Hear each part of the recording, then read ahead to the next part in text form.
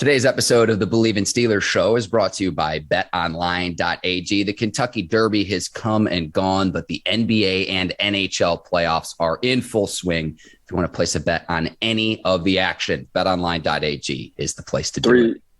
365, whatever sport, whatever time, 24/7. Make sure y'all go to betonline.ag. Ike's ready to roll this morning on today's episode of the Bleav in Steelers show.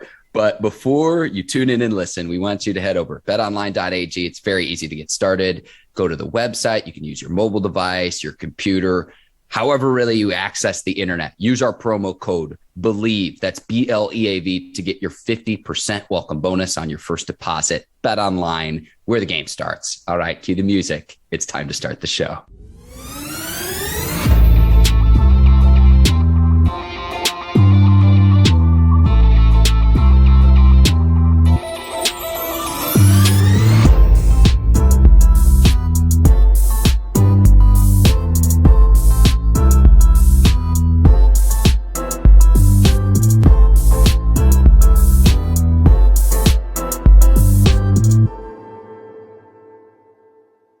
Welcome to the Bleav in Steelers show on the Bleav Network. I'm your host, Mark Bergin, joined as always by my guy, two-time Super Bowl champion and 12-year veteran of the Pittsburgh Steelers, number 24, a sun-kissed Ike Taylor. IT, I hope you had a fantastic birthday weekend. Welcome in. How are you this morning, my man? Man, I did, Mark. I appreciate you. Really enjoyed myself. Went down to Cabo for a couple of days, very relaxing. Did a little workout on the beach, not a little workout, ran 3 miles on the beach, did 100 burpees, 200 squats, 200 push-ups. So, yeah, man, I had some fun while I was at it, but it was very relaxing for me. So anytime you're in Cabo, want to go to Cabo, man, I got a great connection. Let me know, Mark. Make me an offer I can't refuse. I just hope a dead animal doesn't wake up in my bed. I saw, speaking of animals, that you were with a hawk too, Ike. Yeah, I was with a hawk/eagle. It's a hybrid. And it keeps all like the animals and the birds that's unwanted away from the hotel and the resort. So it was pretty cool. But I said, you know what, man, let me take a picture. I don't know why I said that, but it got close enough. And I felt like the wind, when it was flapping its wings, like the wind kept hitting my face. I'm like, man, I hope this beat don't mess around and touch your ear to it. So. Well, check out Ike's Instagram. We'll put that in the show notes. As always, that picture belongs in one of the Smithsonian museums. I'm getting back from DC. Great weekend. And Ike, going into the weekend, Friday, we got the chance to talk with Steelers head coach Mike Tomlin. And before we get too far into this discussion, there's a thanks all around. Ike, I want to thank you. I want to thank our producers over at Brinks TV, John Brinkus, Courtney Vargas, Herbert Diaz, Lucy Oden, and the full crew. The flexibility to be able to accommodate Mike Tomlin's schedule. He's a busy man running a multi-billion-dollar franchise and organization. It was so great. And I don't think the listeners and viewers too, our most watched show to this point, and the feedback that we got has just been fantastic. So before we get too far into this, I want to express my thanks, gratitude, and appreciation for all parties involved. It was a team effort, and the conversation, I thought, went terrific. Nah, teamwork make the dream work, and that's for everybody. You know, that's me and you, Mark. That's Brinks TV. That's Bet Online. That's Bleav Network. That's the Steelers organization. That's Coach T. That's Bert, who's in charge of the PR for the Steelers organization. That's just everybody putting in the time and effort, and taking time out. They busy schedule, so that's what makes this show so good, Mark. Like, we all rally and we all work well with each other, regardless of whether we got something going on. I know it's been a few times that I had something set and you called me and I got to change it. I know it's been a lot of times Miss Courtney and her crew or Bleav in Network or Bet Online, they got something set, but they wind up changing it for us. But you only get like that towards somebody when you really do care, when people treat you right. So that's been our whole thing. Like, man, we understand we're going to give everybody props. But this show is not a show without everybody who is behind us. And they don't get talked about, they don't get seen, but we understand, Mark and I, we understand, man, this show ain't, the Bleav in Network, the Ike and Mark show without everybody who's rallying behind us, making this a top-notch show. So I want to appreciate everybody behind the scenes for helping Mark and I. We got to give a huge shout-out. I text Coach T this morning when I got back, and I told Coach T, man, I appreciate, you spending your time out that $1 billion organization you're trying to run. He was like, bro, anytime. But I had a good time on that show, but that show wouldn't have been the show without everybody behind the scenes and yourself, Mark. One other person I forgot too as well, like Eric Weinberger with the Bleav Network too, was absolutely integral to getting Coach T on. And I kind of a few takeaways that I had from the conversation. I want to start with, he has the gift of gab, but it was genuine. It was real. And I can't even imagine if you and Coach Tomlin were in the same room together, because that really came across the screen. Doing the show on Zoom, he's in Pittsburgh, you're in Orlando, I'm in North Carolina. He had a few great quotes too, the free dad energy. Like, we should just print the t-shirts now, that I loved. And then I loved before the start of the show, he was talking about the commitment that he's had from players down through the years, being 10 toes in. It was just a pleasure to sit back and watch and listen and to see that relationship firsthand that both you and Coach Tomlin have. It was just an absolute pleasure. Hey, when it's genuine, Mark, you don't need an up close in person. Sit down. And that's just our show. Yeah. If you think about it, every time we have somebody, a guest on our show, it's a genuine kind of show. And that's just the energy we bring out of people, But Coach T, I've got a lot. Matter of fact, a few people in the building from the Pittsburgh Steelers, they texted me because they seen our interview. Mm-hmm. And they was like, we ain't never seen Coach T this comfortable on the interview. So that was good to hear that. A lot of off our social media, whether it's YouTube, Instagram, Twitter, Spotify, just a lot of good feedback on really seeing the real Coach T. Like the up close in person, we just sitting down at a restaurant, smoking a one-of-a-kind cigar and chopping it up, and Coach T is right here with us. That's just how the interview felt, Mark. So it was a good time, bro. Appreciate you, helping me with the show. But yeah, that's probably one of our best shows yet. But Coach T just a good dude. We could have talked to Coach T for about 4 hours for real if he had time to.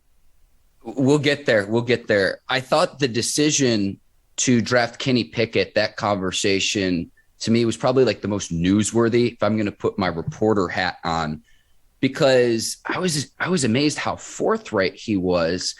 That was one of the questions I had was, was there any debate, Pickett or anyone else, one of the quarterbacks? Because inevitably, Kenny Pickett will be compared to the other quarterbacks in his class. It happens every year. It happens with another quarterback on the Steelers roster, Mitch Trubisky, in the 2017 draft class with both Deshaun Watson and Patrick Mahomes.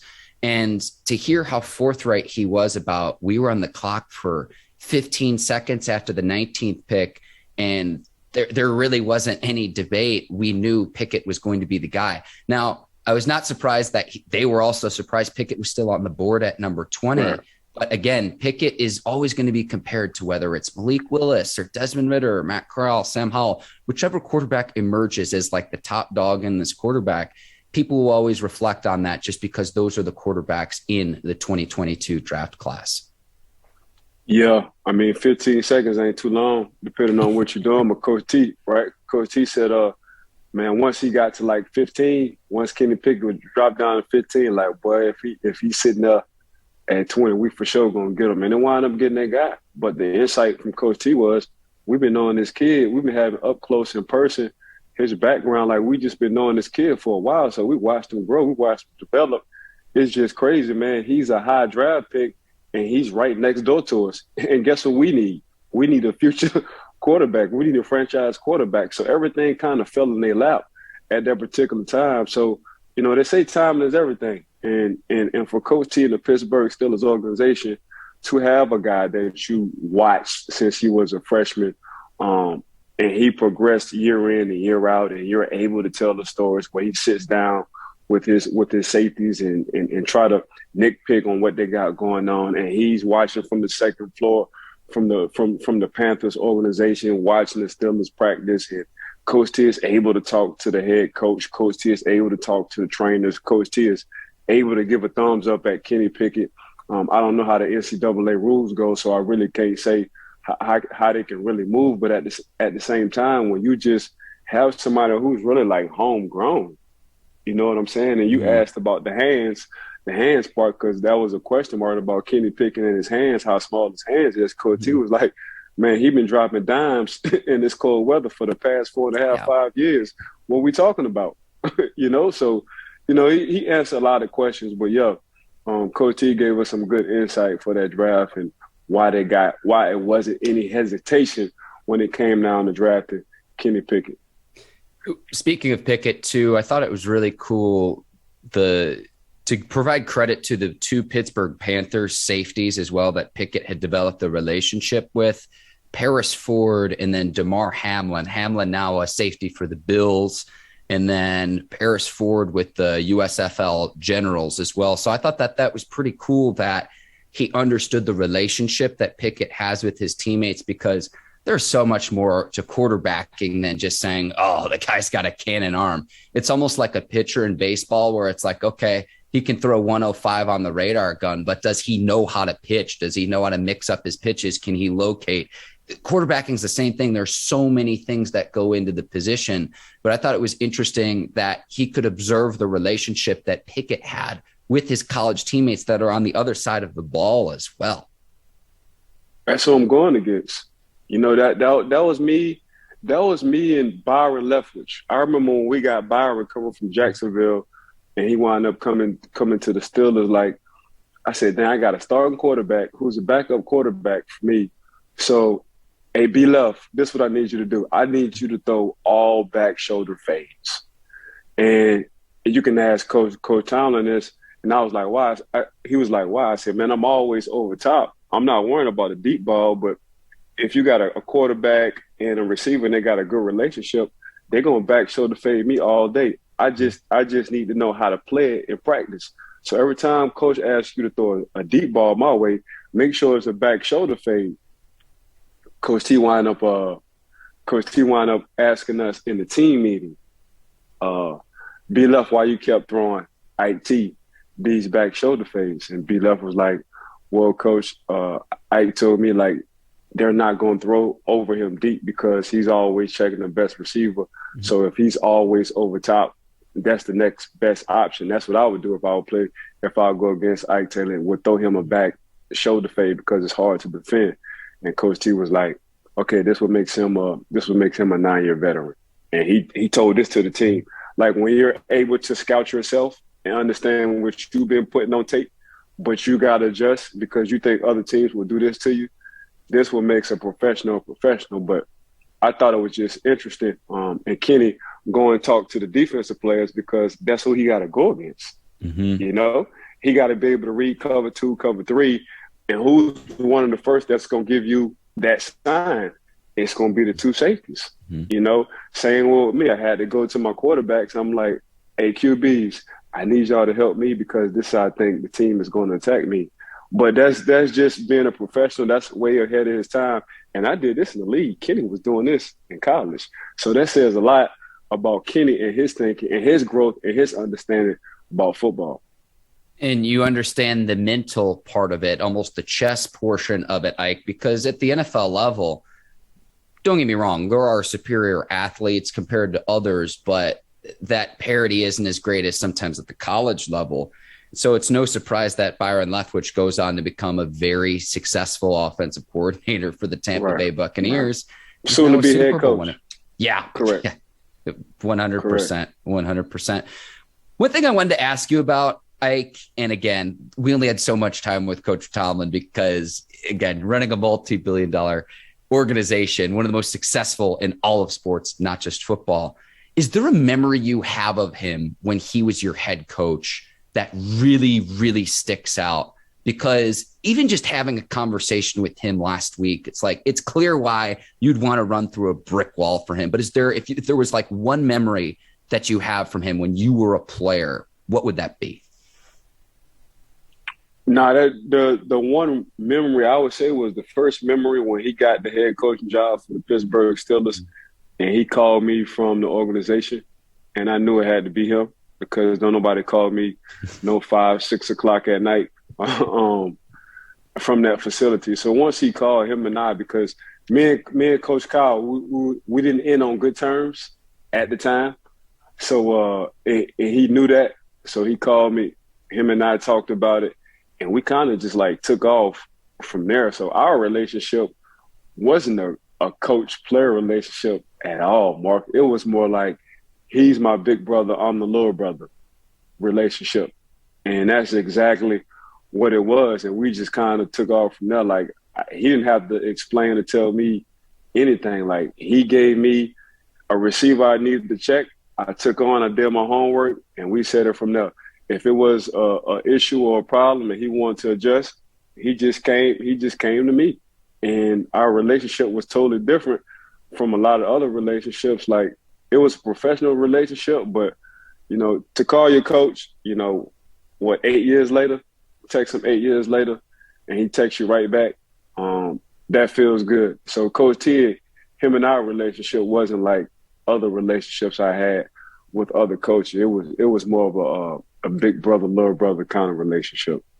Do you ever think about how different your life would be had you decided to sign with a different team after your rookie deal with the Steelers? Yeah, I didn't even want to go that route because I heard too many times guys coming from other teams to the Pittsburgh Steelers on why this organization wins and why they see on tape we play for each other in the brotherhood. Like, it was too Flozell Adams, Deuce Staley.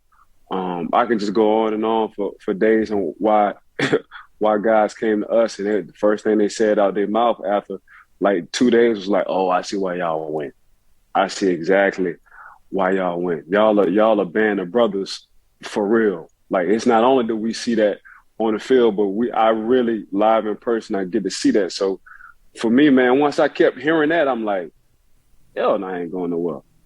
Hell no. In the organization, the Pittsburgh organization, Mark, they know that.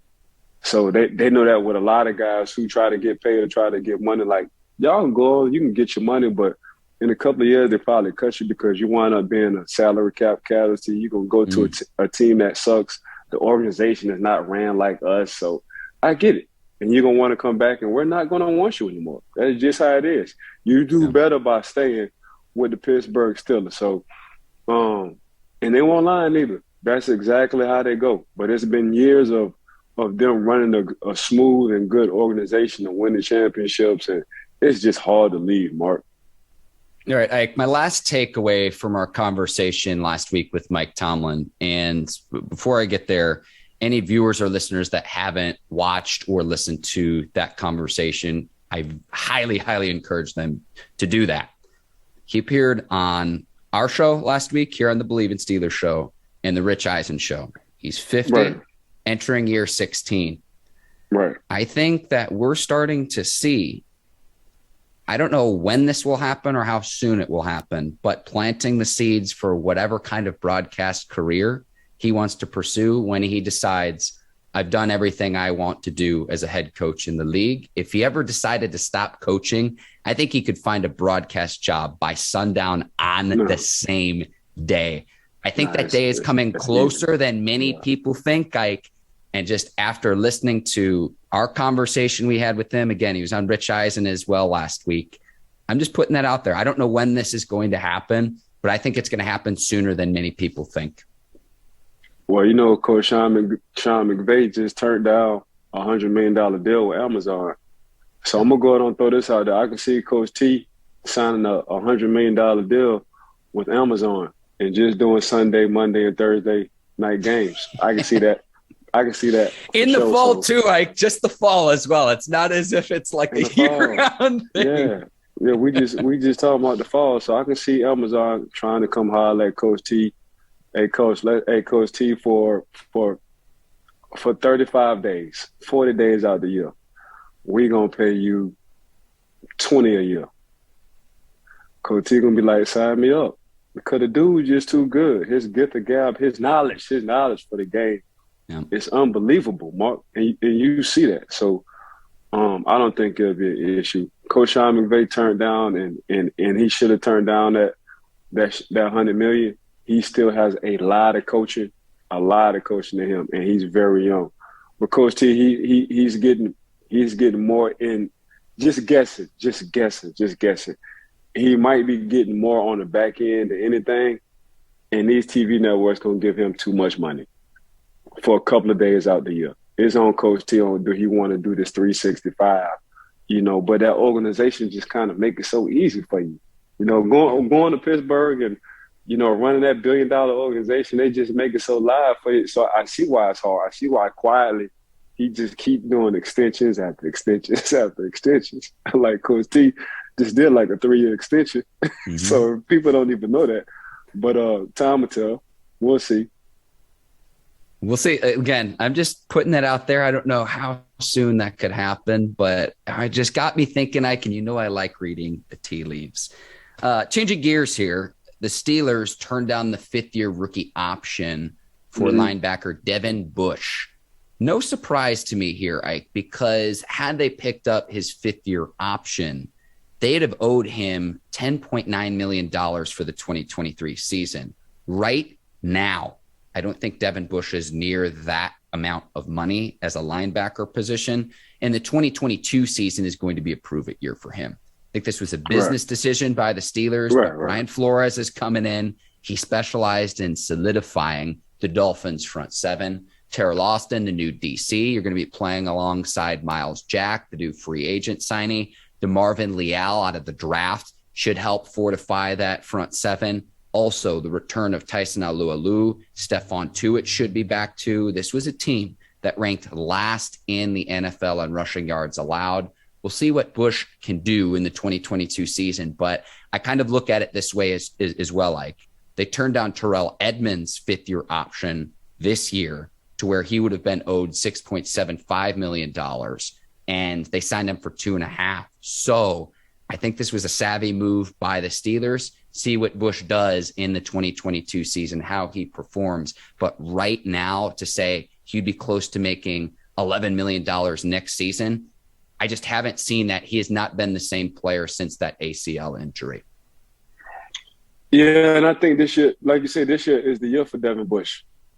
Coming from, Pembroke Pines, Florida, a Florida boy, 5'11", some change, 234. His rookie year was his best year. Yep. I thought, Mark. Me 70, too. 70, I think he had like 70 tackles, 2 interceptions. He was just flying all around the place. And all he wanted to do is just hit you in the mouth as hard as he can. That's all Devin Bush did. Now, after that ACL injury, everything kind of slowed up with him. So time will tell on how his body shakes back, because this will be the 2nd year. But, yeah, Pittsburgh pulled that pressure on him. It's a show me kind of deal.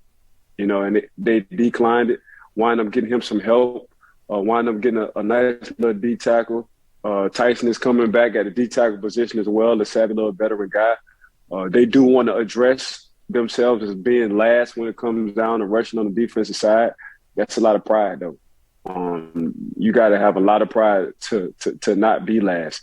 And that's what we used to pride ourselves on, like, okay, you can pass the ball on us all day, but one thing you're not going to do, you're not going to run the ball on us, because, one, you're controlling the clock and you're saying we're soft. That's not going to happen.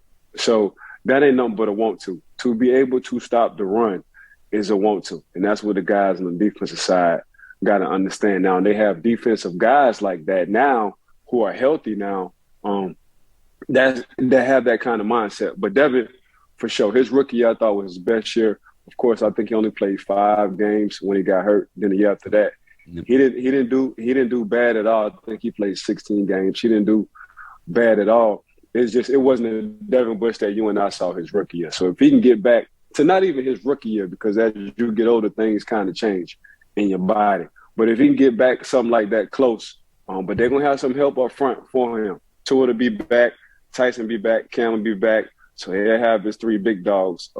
TJ will be on site. So he'll have his 4 big dogs, really, so we can see what he really do best, and that's just fly around and play football and just let his instincts be his instincts. I know we can't name the whole Steelers roster, but Alex Highsmith's sitting over here like, what am I, chopped liver, right? Come on. I'm Highsmith, but keep it 100. We're talking about Bush, but Highsmith, keep it 100, which and they lost Bud. They lost Bud on that side, and they lost another. Highsmith by far quietly. He's going to wind up making himself some money. Pittsburgh going to wind up trying to sign him early. They're going to sign him early before he even try to hit the market. Psychic Ike Taylor out on the pod. Very, very savvy insight there. So again, Devin Bush at the linebacker position, obviously Miles Jack, the big free agent signing, but Buddy Johnson, Robert Spillane, Ulysses Gilbert, Marcus Allen, all on the depth chart.